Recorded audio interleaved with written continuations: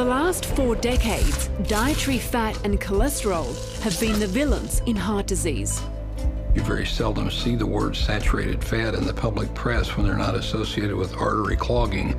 So it's like it's all one term, artery clogging saturated fats. But now some medical experts are coming forward to challenge this medical paradigm. I think it's a huge misconception that saturated fat and cholesterol are the demons in the diet, and it is 100% wrong. Saturated fat has been vilified for years because of the cholesterol theory. A multi-billion-dollar food industry has fueled our phobia of fat and cholesterol and dramatically influenced our diet. That's not science, that's marketing. It's lived past its expiration date, and it's one of these hypotheses that just won't die. Have we all been conned?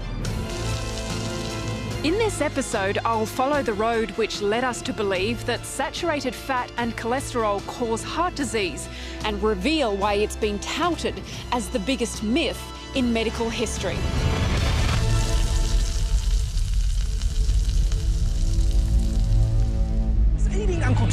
The food industry has shaped our ideas about heart health with TV ads like this one.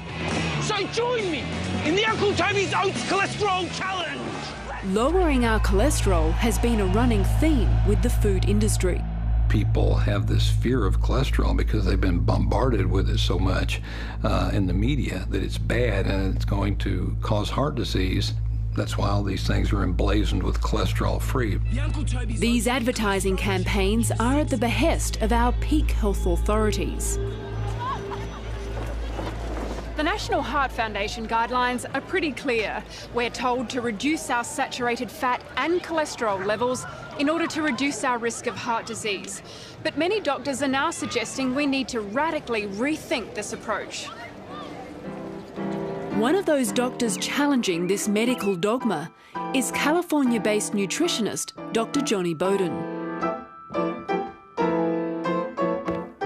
When you look at the data, it's very clear everything that we have been told about saturated fat and cholesterol is a bold-faced lie. It's just not so. But isn't there good science behind this? If you look at the science that actually the dietary guidelines were based on, the early stuff was so badly done, it's so filled with confirmation bias, it would never even pass muster today. And unfortunately, most doctors don't know this.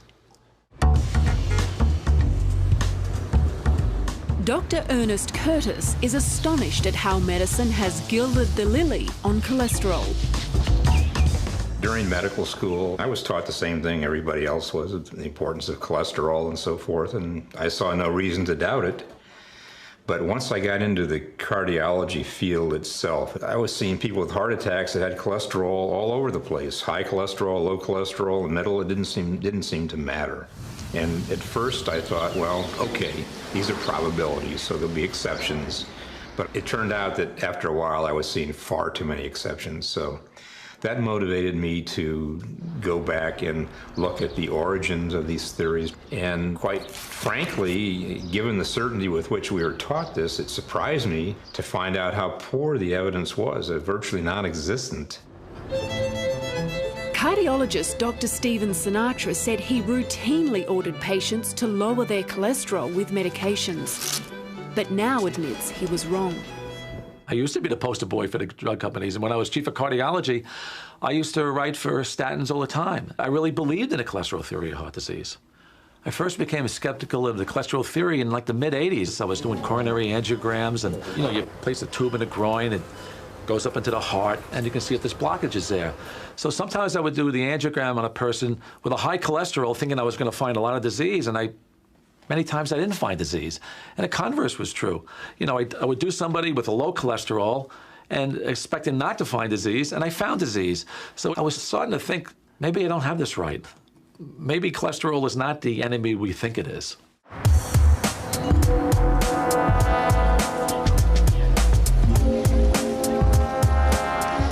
Become so paranoid about cholesterol, we've actually forgotten it's essential for life. It's a major component of brain and nerve tissue and central for the production of hormones.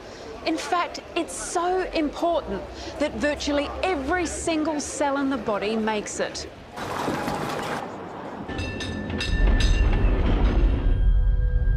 Aside from people with a genetic condition like familial hypercholesterolemia, diet has long been the focus of how we can lower our cholesterol. The idea that saturated fat clogs your arteries by raising cholesterol first gained traction in the 50s. American nutritionist Ancel Keys became intrigued with the soaring rates of heart disease after World War II. The facts are simple. You know the chief killer of Americans is cardiovascular disease. He compared the rates of heart disease and fat consumption in 6 countries. It was almost a perfect correlation. The more fat people ate, the higher the rates of heart disease. Except there was just one problem. Keys withheld data for 16 other countries. Later, when researchers plotted all 22 countries, the correlation wasn't so perfect. Dr. Michael Eads is critical of the way Ancel Keys excluded countries that didn't fit his hypothesis. He more or less cherry-picked countries. You could show just the opposite. You could show that the more saturated fat people ate, the less heart disease they had if you cherry-picked the right countries. Dr. Eads says that even if fat consumption trends in the same direction as heart disease, it doesn't prove anything. Just because there's a correlation doesn't mean that there's causation. It's like people who are fat have big belts, but that doesn't mean that if you go and buy a smaller belt, you won't be fat. I mean, that's not causation. You know, that's what these observational studies show, is just a correlation. The classic study by Ancel Keys is a textbook example of fudging the data to get the result that you want out of a study. And unfortunately, there's a lot of that goes on. Science writer Gary Taubes says it's all very well to have a theory, but in science, you have to prove it. And they tried.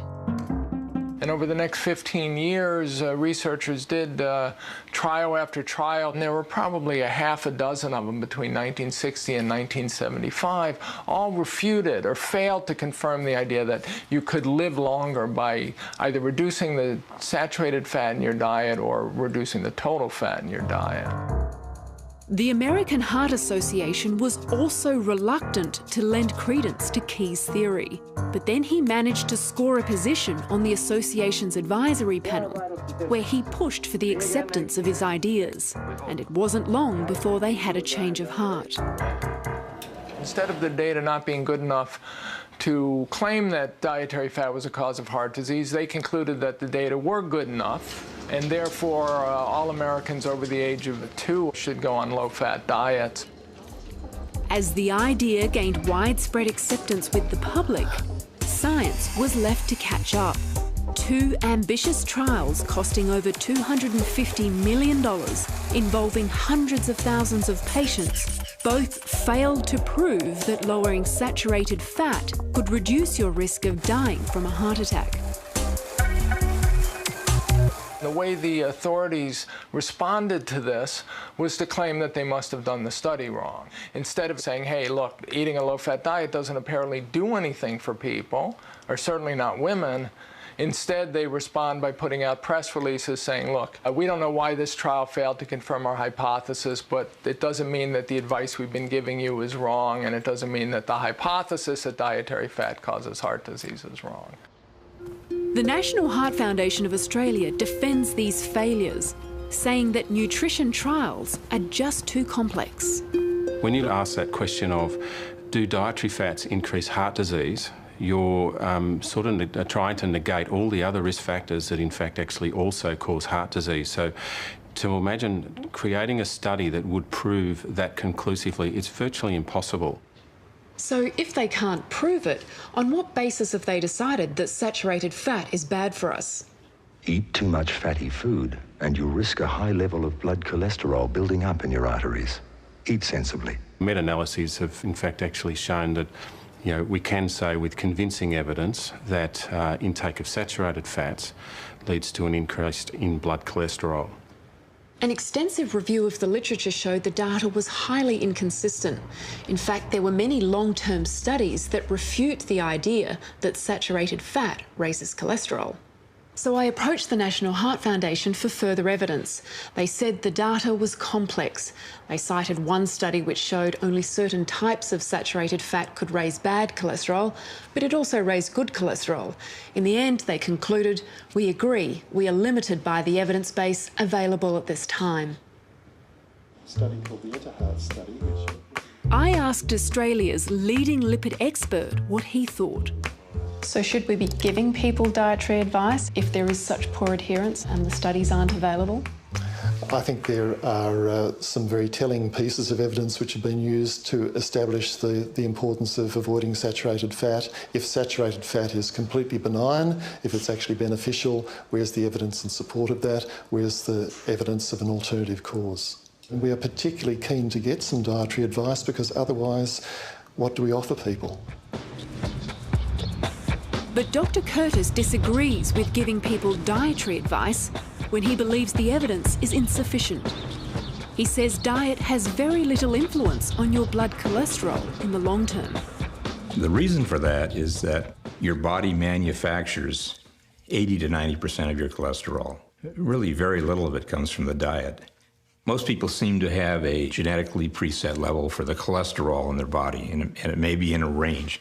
But they're generally going to seek to stay within that range. So if somebody cuts all the cholesterol out of their diet, their body will simply start making a little bit more to bring it back up into the range. In the 60s, British physician John Yudkin challenged Keyes' theory, claiming that sugar was the culprit in heart disease, not saturated fat. But Keyes was politically powerful and publicly discredited Yudkin's theory. By the early 1970s, Ancel Keys was ridiculing John Yudkin and his theory in papers, and just on the basis of that sort of personality and political struggle, the nutrition community embraced this idea that saturated fat was the problem, working through dietary cholesterol, and began to think of the idea that sugar could cause heart disease as akin to quackery. And Yudkin was eventually ridiculed. Keyes won the diet war, helped by his rise to fame after appearing on the cover of Time magazine. This widespread publicity meant that Keyes' theory went from weak hypothesis to medical dogma. It would turn out to be one of the most significant events in the history of post-war medicine. The consequences of this study would reverberate over the next several decades to influence public opinion, government policy, and the way doctors practice medicine today.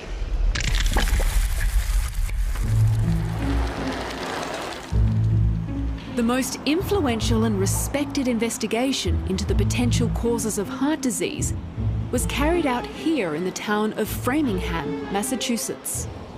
It began in 1948 and is still going on today. It's the longest observational study of its kind, involving over 5,000 residents.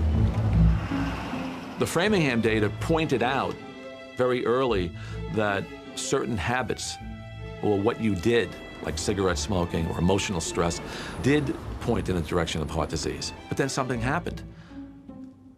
Some of these Framingham residents were living longer than others. When researchers went to look at the data 30 years later, they found that after a certain age, it didn't matter what your cholesterol level was. Cholesterol did correlate with heart disease, but that disappeared by the time you reached your late 40s. After the age of 47, high cholesterol is probably protective. The people who had the highest cholesterol lived the longest, much to the amazement of a lot of the researchers. People who ate the most cholesterol, ate the most fat, actually weighed the less and were the most active. One of the Framingham researchers became so dismayed with the results, he wrote a scathing review of the whole diet heart hypothesis, saying that people had been misled by the greatest scientific deception of our times, the notion that animal fat causes heart disease. Hundreds of articles refuting the cholesterol hypothesis have been published in the world's leading medical journals, but they rarely get noticed by mainstream media. What you do in bad science is you ignore any evidence that's contrary to your beliefs, your hypothesis, and you only focus on the evidence that supports it.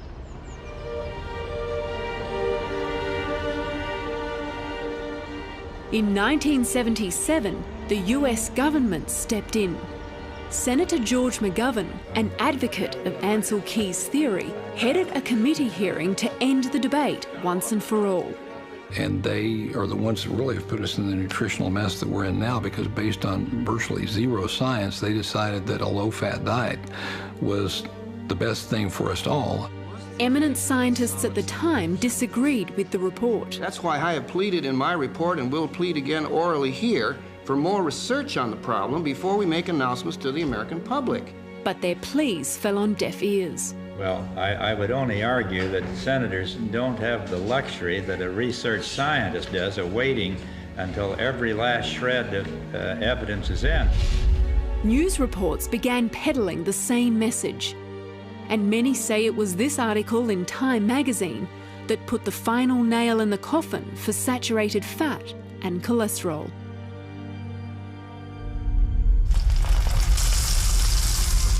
This led to the creation of the food pyramid, which formed the basis of our dietary advice in the following 4 decades. It advised us to eat less saturated fat, mainly found in meat and dairy, recommending a diet rich in carbohydrate foods like breads, grains and cereals. McGovern himself was from a big wheat growing state, so it didn't hurt him politically that people moved away from foods of animal origin into breads and pastas. There is one diet that stands out from the rest, the Lyon Diet Heart Study, which touted the benefits of a Mediterranean diet. Remarkably, after several years, those on the Mediterranean diet had a whopping 76% less deaths from heart attacks. So why did the Mediterranean diet get such a spectacular result when all the others had failed? I'll explain why later, but one of the most interesting things to come from that study went virtually unnoticed. Here's the part that nobody talks about. So you'd think that in the group that had the double-digit reduction in heart disease, their cholesterol levels must have plummeted, right? The cholesterol levels didn't budge. Both groups had the same cholesterol levels, except one group just stopped dying. So much for the relationship between cholesterol and the risk for heart disease. This is the average amount of saturated fat a person consumes in a month. Atherosclerosis begins when plaques build up in the arteries. If saturated fat can clog this pipe, imagine what it's doing to yours. But contrary to popular belief, neither saturated fat or cholesterol deposit on the artery wall like sludge in a pipe. Nobody knows what begins the process, but damage on the artery wall causes inflammation. The body responds by recruiting cells to fix the problem. Tissue cells called macrophages clean up the debris, which consists of things like bacteria, calcium, and cholesterol. A fibrous cap grows over the plaque trying to conceal the inflammation. If the cap bursts, the plaque's contents are released, and a clot may block the artery, after which a heart attack ensues. Dr. Curtis has a theory on what initiates the damage that begins atherosclerosis.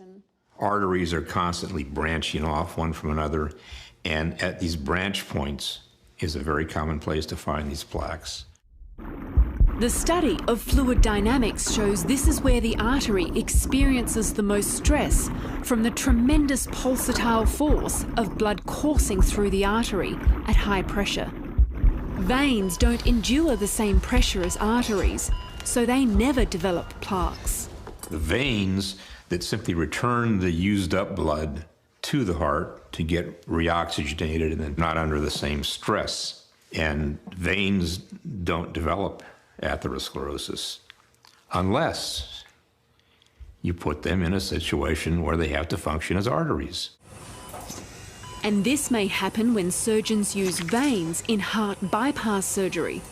Now, that portion of the vein is receiving the same arterial pressures. Those coronary bypass grafts and veins here will develop atherosclerosis very quickly. It is never seen in their native state. But because cholesterol is found in the plaques, it's often blamed for causing it. If you go in and you do autopsies of people who have had coronary artery disease and you cut open the coronary arteries, they're filled with cholesterol. So it's not a big leap to say, gosh, I shouldn't eat that because it's going to go right into there, but that's not the way it works. Dr. Sinatra says blaming cholesterol for causing plaques is like blaming firemen for causing fires, just because they're always at the scene. Cholesterol is really not the villain. I mean, we need it to live. The problem is cholesterol is involved in a repair process. Look, cholesterol is found at the scene of the crime. It's not the perpetrator. And where I sit now as a cardiologist, practicing cardiology for over 4 decades, it's very low down on my list of risk factors. Cholesterol is a waxy substance that doesn't dissolve in the blood, so it has to be ferried around by proteins, mainly LDL and HDL. LDL is said to deliver cholesterol to the tissues, hence it's bad, and HDL is said to remove cholesterol from plaques, hence it's good. You know, small needles are good. But when Dr. Sinatra has his annual blood test, he says he's not that concerned about cholesterol. What about the bad cholesterol? You call it the LDL, bad cholesterol? Well, you know, I don't really call it bad unless it's oxidized. Remember, if it's oxidized, then it's inflammatory. So cholesterol's not bad only if it's oxidized? Exactly. If the cholesterol is oxidized, if there's free radical stress involved and it's oxidized, that's inflammatory, and that sets the cascade for inflammation. Well, the inflammatory theory of heart disease, I think, is accepted more and more now. I think the general cardiovascular community is still focusing on cholesterol.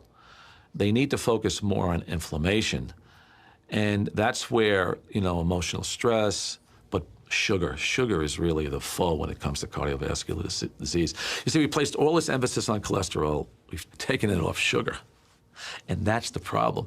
Then you're getting more insulin responses, and we know that insulin is the #1 indicator for inducing what we call inflammation of blood vessels. Sugar is far more damaging to the heart than fat ever was, and we're beginning to see this now. So this focus on cholesterol has been incredibly destructive because we haven't looked at these real promoters of heart disease: inflammation, oxidative damage, sugar in the diet, and #1 with a bullet, stress. Dr. Grenfell says these theories are untested but plausible. These are still hypothetical questions that need to be answered about why does high blood pressure cause damage to the artery walls. I mean, these are all fantastic ideas, and how fantastic it would be if we found that there were simple ways of preventing heart disease by lowering our body's inflammatory response and also its enthusiasm to, in this hypothesis, to heal itself or to heal holes in the arteries. So it's also plausible that maybe cholesterol isn't the driving factor in this process? It's a contributor. Dr. Sullivan does concede that an aspect of the food pyramid was a mistake. He says replacing fats with carbohydrates didn't help the rising obesity problem. If you replace fat with carbohydrate, you will probably be a little bit more inclined to be hungry. Your insulin levels will be a bit higher. You'll have higher levels of triglyceride, higher levels of glucose, and less of your good cholesterol to avert problems. We certainly probably gave some advice which was a good way to avert one pathway, but people then tracked down another pathway, and that's what's led to the revision of dietary guidelines. The more recent advice is to replace saturated fat with unsaturated fats in order to lower the risk of heart disease. For example, swapping butter with margarine. It's very hard to find any positives about butter in terms of its impact on cardiovascular disease. But this advice still receives its fair share of opposition. Margarine is a perfect example of the stupidest nutritional swap out in history. We have this trans fat-laden, crappy, manufactured product that we were eating because we were so phobic about saturated fat and cholesterol. To switch to polyunsaturated fats with the vegetable oils, that's horrific advice. The polyunsaturated fats, the vegetable oils, these omega-6 oils are inflammatory because they're very prone to oxidation. Have we been given the wrong advice?